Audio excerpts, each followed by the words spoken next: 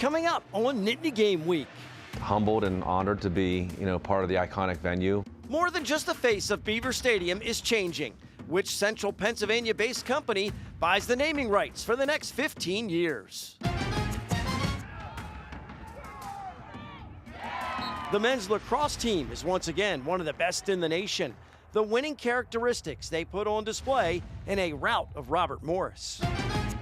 Going into Ohio State this weekend, we're just looking to keep that going. And they're the hottest team in the country right now. Why the men's hockey team is suddenly a contender to win the Big Ten championship. It's time for Nittany Game Week. The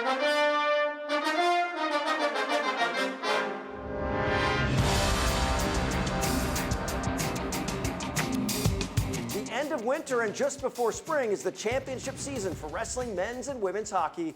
Hello, everyone, and welcome to Nittany Game Week. I'm Todd Sadowski. Yeah, and I'm Ryan Nee. The postseason is off to a thrilling start for all of those programs. No team has earned and enjoyed more success than Penn State wrestling. That's where we begin our opening drive.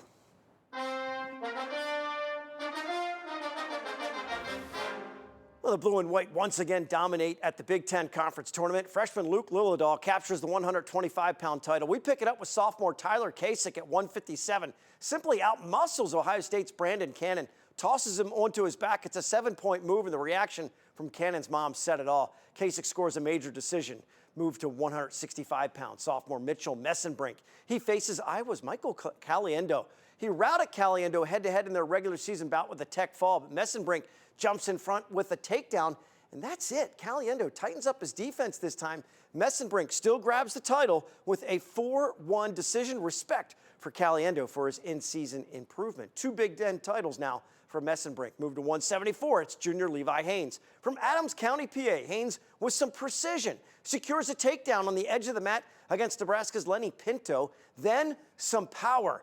Look at him turn Pinto into a pretzel and on his back for more points. Haynes with a decisive 12-1 major decision as he makes it 3 Big Ten championships in 3 attempts. And then it's grad student Carter Starachi at 184. Undefeated 20-0 versus 20-0 Max McAnally of Minnesota. Great match. Starachi actually behind when he executes on the edge for a takedown. This one would go to extra time, and Starachi is at his best when he needs it the most. Finishes the takedown for his 3rd Big Ten crown. Penn State with their 3rd consecutive Big Ten championship, 9th overall under head coach Cale Sanderson. Just like all the other ones, another step in the direction of the national tournament, and just more happy I competed with faith this weekend, just believed in my abilities and went out and executed well. Went really good.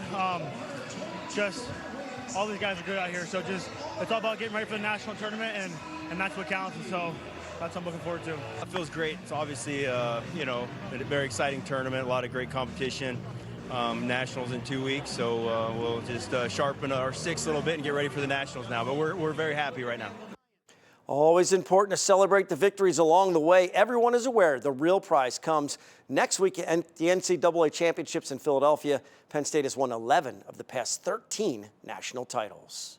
And on the ice, they're the hottest team in college hockey right now, which means, if they're being honest, no opponent wants to see the Nittany Lions on the other side of the ice. A road sweep over Michigan pushes PSU into the Big Ten semifinals at Ohio State. Here's how they disposed of the Wolverines in Ann Arbor in 2 straight games. Best of 3, game 1 in overtime. Check out this sick OT winner from freshman JJ Weebush. Takes it back between his legs and flips it in past the goalie, and then in game 2. It's another freshman, Charlie Serrato, on the penalty shot late in the 3rd to ice it. He measures and hits the net to put it out of reach. Another impressive weekend on the road for the Nittany Lions. Back in State College, the guys prep for their semifinal matchup with the Buckeyes. Now just a single game with the winner advancing to the championship game. This is a confident group peaking at the right time of the season. The second half surge is not a surprise to the coaching staff or the players. They're focusing on the present task at hand, making sure they take care of details on the ice.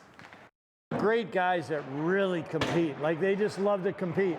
Now, we are a little young and we have a lot of youth playing in some pretty major spots, but as they sort of got their foundation and found their way, their competitiveness, their quality as people has really shone through, and it's led to some pretty exciting hockey that has also led to some wins. Our mentality doesn't change. We know what makes us successful as a team, and that's just sticking to our game. As visiting teams, sometimes you feed off that energy as well, and we've done a tremendous job of that. Obviously in the second half, and going on a little bit of a run. So, going into Ohio State this weekend, we're just looking to keep that going. Puck drops on Saturday night in Columbus at 8:30. Winner moves on to face either Notre Dame or Michigan State for the title. Now, after winning the league tournament for the third consecutive year, the women's hockey team is back in the NCAAs. But a familiar foe brings a familiar result. Taking on St. Lawrence in the first round in Columbus, Ohio. They lost to the Saints last year and lose again this year. Closing a great season for the blue and white, Penn State still searches for their first NCAA tournament win. Still an incredible 31-6-1 record on the season. The Penn State has released this video of what a renovated Beaver Stadium will look like when it's complete. It's going to need an update because a central Pennsylvania-based company agreed to a naming rights deal for the next 15 years. The arrangement is for $50 million with the new name West Shore Home Field at Beaver Stadium. Construction continues on the $700 million renovation of the stadium. It's going to take several years before it's complete. The owner of West Shore Home is a 1999 Penn State graduate, BJ Werzen, and I had a chance to sit down and talk with him at length about the 15-year agreement. Humbled and honored to be, part of the iconic venue. Penn State's obviously a very special place for myself and my family, so it's just a very exciting day for West Shore Home, for our employees, and for Penn State University.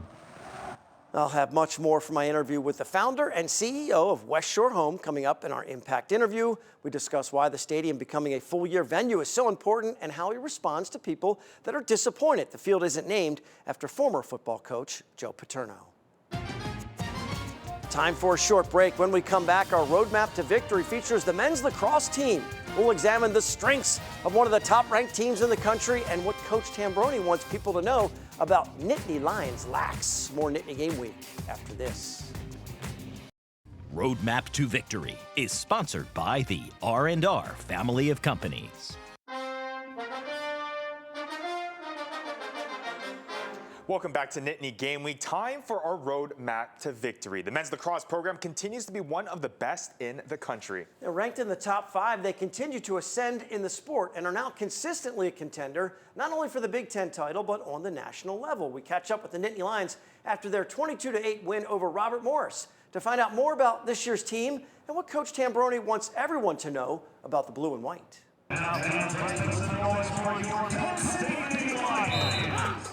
Could not ask for a better mid-March day in State College for a lacrosse game. Tied at 4 early on, you could expect a little better start for the Nittany Lions. I would just say an area that we need to work on still is just like our identity. We like to be a tough group that's tough off the ground. And I think today, I'm not sure what the end ground ball battle was, but I know we were losing at halftime, so just sticking with that. Expectations are high when you're the 5th-ranked team in the country, with 2 Final Four appearances in the past 6 seasons. PSU clamps down in the second quarter and races out to a 12-4 lead at the break.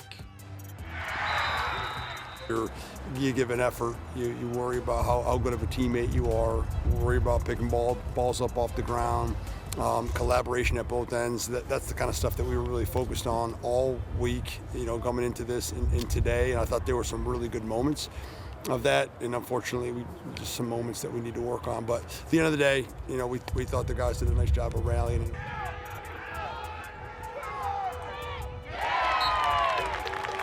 Penn State has had a lacrosse program since 1913. No 2 teams are exactly alike, and Team 112 is deep and offensively gifted. 14 different players scored the 22 goals against Robert Morris. For sure, the diversity of that.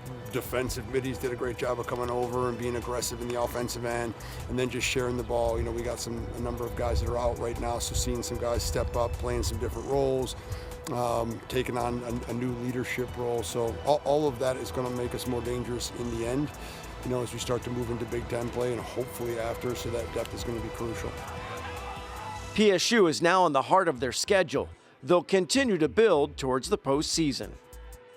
We're still a long ways away. I mean, we just got to come back and keep working every single day, every every chance we can get. So just trying not to take it for granted. Senior year, so no regrets. Through our values, through our purpose, then it doesn't matter whether it's beginning, middle, or end. You're just trying to do the best job you can, and then things will play out the way they should. When you go into a kid's living room, what do you want them to know about Penn State lacrosse? Our goal is to prepare these young men for the rest of their life. We do it through the vehicle of lacrosse. So the scoreboard is important. Obviously, we're trying to teach them how to be competitive, how to create, a daily set of values to get to that point. But at the same time, we do think that Penn State in general, with the resources that we have, with the community that we live in, does a wonderful job of making sure these guys are exactly where they need to be the day they walk off campus, which is by far the most important thing. Only 5 more games left in the regular season, including a big one at #1 Maryland on March 29th. Yeah, a big one indeed. Against the Terps is in College Park. They have 3 more at home, including Ohio State on March 23rd, under the lights, April 12th versus Johns Hopkins, and then on April 18th for Senior Day against Rutgers. What a cool opportunity for the softball team this weekend. 4 games on softball's Field of Dreams, the home of the Women's College World Series in Oklahoma City. They open up Big Ten play with a pair of games against Northwestern, followed by another pair against Minnesota. Brooke Clausewitz knocks in PSU's first run in their first game with the Wildcats. Unfortunately, they would need a lot more runs to keep up in this one. This is a chance the ladies will talk about for a lot of years, taking the field where the sports champions are crowned. Only 4 games at home so far in the season, where Penn State is 4-0. They travel to Bloomington for a series against Indiana, then to Atlanta before hosting Bucknell in their next game in State College on April 1st. Now we talked about the new name for the football stadium. I sat down with West Shore Homes CEO BJ Werzen to discuss how the deal came together. Up next in our Impact interview, more Nittany Game Week is on the way.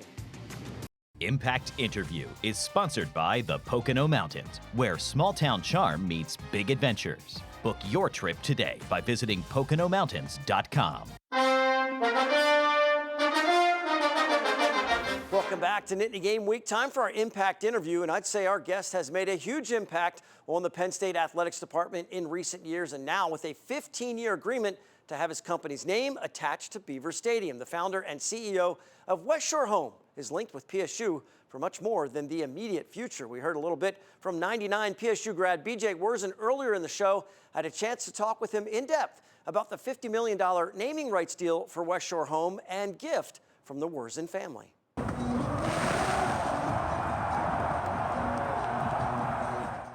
Obviously, you knew about this as it was leading up to it, or you guys had been working on it. How long were negotiations about it? When did you see the opportunity that this could happen? And I guess when did it start to sink in that this was gonna happen? Yeah, so I've been a longtime supporter of the university, academically, athletically, philanthropically. So always looking for opportunities to partner with the school in many ways. Got to know Coach Franklin and Pat Kraft here over the past couple of years, and just through some conversations, it came about, and obviously took several months to put it all together, but just happy we got there and could announce it today. Was the renovation project the catalyst to kind of push it forward? They have to do a lot of fundraising for it. It's a $50 million gift, as it's announced. Was that kind of the catalyst to really push things forward when it came to the naming rights, and negotiations picked up from there? Yep, absolutely. They had a fundraising goal that they had to meet to do the $700 million renovation, so this either gets them there or gets them pretty close. And it's really cool now because it's going to be a 365-day-year venue where they're going to have more than just football games there. So the West Shore Home brand will be out there year-round. You mentioned the West Shore Home brand. It's also a family gift, and the word gift that's out there, I mean, people will say, is it semantics or is there more to it? Can you kind of go into detail and maybe break down why it's labeled, BJ, as a gift as opposed to just a naming rights deal? Yeah, so I look at it more of a naming rights deal from the funds that are coming through West Shore Home, but also a gift from the Werzen family. So a little bit of a combination there. There's reaction that comes back when it comes to any stadium that gets a named sponsor for it. There's a groundswell of support for Joe Paterno and anyone else to name it Paterno Field. How cognizant were you of that camp, so to speak, and that push, and your reaction to someone or a fan that says, well, I'm not sure I want any business, whether it be your business or any business, on the name itself for Beaver Stadium? Yeah, I can understand that. Growing up a Penn State fan, anybody's going to respect Joe Paterno's legacy, and we're not trying to erase his legacy or tarnish it in any way. It's really about West Shore Home forming their own legacy, supporting the university, like I said, academically, athletically, and philanthropically. You mentioned the stadium and the uses. This is 15 years. So you can imagine out, as you probably talk with Dr. Kraft and about what they plan on using it for, whether it's concerts or whether it's for other sporting events. What are some of the things that you'd love to see in there and you envision? I mean, this is, you're a visionary business person. What are some of the things that you see coming to Beaver Stadium and why you, in particular got involved and what you would want to get out of it for West Shore Home? Yeah, I mean, you mentioned a few already, big name concerts. Maybe we get Pennsylvania's own Taylor Swift to play at West Shore Home Field, Winter Classics, outdoor hockey games. I mean, you name it. That venue is really going to get good use year round, and it also figured into our calculus of doing the deal. You mentioned the gift part of it and the family name and other things and the relationships that you already have with Penn State. Can you go into detail about that part of it? I mean, the NIL, I believe you guys were one of the first companies to get involved with that. And then there's also the College of Science Technology, I believe it is, that you guys will have a partnership with as well. Yeah, so we've been a supporter with NIL since it became legal several years ago. Really trying to support the student athletes, but also be able to give back to the community. So we've done things with Toys for Tots, we've done things with food drives, and any way we can really give back and help those athletes kind of get their brand out there as well.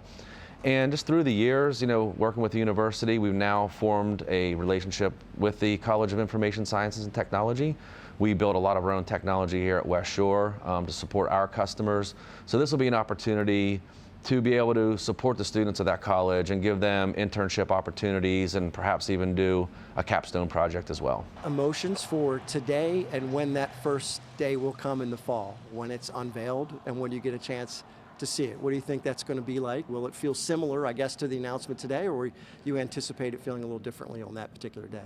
Yeah, I would say today's been a day of excitement, again, for myself, for the company, for the employees, but when the day comes when you go out to the stadium and actually see the name on it, it'll be probably a day of pride and humility. Do you kind of have an idea of where it's going to be, or are you guys are still a little early in the process of the renovations, how the name will be displayed? Yeah, we've seen some ideas of what the signage could look like. Whatever we do, we want to make sure it fits in with the stadium, it looks natural.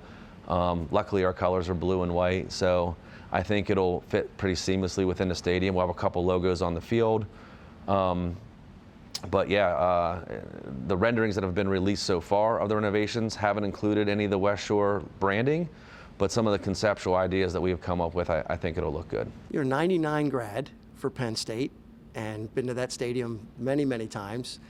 As you were going to school there or soon after, did you ever envision this as a possibility, or when did it maybe the idea pop in your head that you thought, you know what, the company name would look really good there? Or was it something that you didn't dream about and then all of a sudden it came about and you pursued it from there? To be perfectly honest, something like this never really even dawned on me. It wasn't until we just started talking about it a few short months ago, and then it came together pretty quickly. So it's really not even a dream come true, because it's even bigger than something I'd ever even dreamed of. But again, just very proud and very humbled to be able to put our name on that stadium.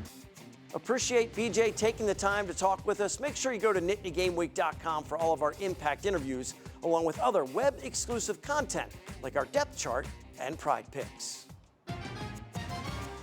Well, the men's basketball team had an ace up their sleeve all season long. What honor he receives from the Big Ten Conference coming up. We're heading into the final minutes on Nittany Game Week. The Nittany Game Week Depth Chart is brought to you by Burke & Bradley Orthopedics. Located in Pittsburgh, Burke & Bradley Orthopedics is a comprehensive sports medicine practice, providing patients with the most current and innovative approaches in diagnosis and treatment. Now, welcome back to the home stretch of Nittany Game Week. For the second straight year, Ace Baldwin Jr. is named your Big Ten Defensive Player of the Year. Baldwin Jr. is just the 6th Big Ten player to earn Defensive Player of the Year honors in back-to-back years and just the 3rd in Penn State program history. He wraps up his collegiate career as D1's active career leader in steals and the 15th most all-time in NCAA history. So, of course, Ace Baldwin Jr. makes it onto our Dean's List, but we also got others this week to give a shout-out for some outstanding achievements. Over in women's gymnastics, Elizabeth Leary was named Big Ten Freshman of the Week after a career-best 39.25 all-around performance at George Washington. It's her first Big Ten weekly accolade. On the men's side, senior Josh Carnes was named one of 7 finalists for the Nissen Emery Award, the Heisman of Gymnastics. This comes after a season that includes a Big Ten championship and a national bronze medal on the parallel bars. Stephen Nedrosik was the last Penn Stater gymnast to win the award in 2020. In men's lacrosse, Alex Ross was named Big Ten Defensive Player of the Week. Brooke Clausewitz in softball earning the conference's Player of the Week honors as well. And last but certainly not least, a whole slew of hockey awards to dish out, but most notably, though, Dylan Lugris was named one of 20 students for the All-State National Collegiate Directors of Athletics Good Works Winter Team for his efforts in partnering with a local sled hockey organization, an effort we highlighted earlier this season. He joins 19 others who are recognized for their community service, athletics, and academics. Congrats to this week's Dean's List honorees. And in addition to a television show, we're bringing Nittany Lions together with our depth chart at NittanyGameWeek.com. Make sure to visit or check out the businesses that support the show and reach out for more information on their professional services. Our goal is to build a team that keeps our hometowns strong. And if you haven't noticed yet, we have a lot to share with you when it comes to Penn State sports. It doesn't all fit into a 30-minute window. Make sure to check out NittanyGameWeek.com for web-exclusive content. So, Todd, a lot to look forward to next week, including the national championships for wrestling in Philadelphia and the school hosts the national championships for fencing. That is going to be pretty cool. Good luck to all of the athletes. We finished with some pride picks, so show us your spirit. For Ryan, I'm Todd. Thanks so much for watching Nittany Game Week. We'll see you next time.